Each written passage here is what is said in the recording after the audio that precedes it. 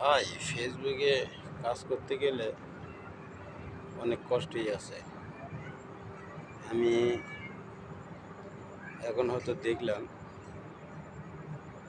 যে একটা ভিডিও বানান, একটা ক্যামেরার সামনে কথা বলা অনেক কষ্টের ব্যাপার।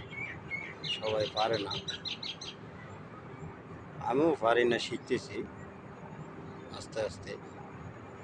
দেখি ফেসবুকে ভিডিও বানান কীরকম হয়। তাই আমি বলতেছি যে আপনারা ছোট বড় সবাইকে সাপোর্ট করেন, সবাই এগিয়ে চলেন একসাথে। আমি এই কামনাই করছি সবার কাছে। ধন্যবাদ।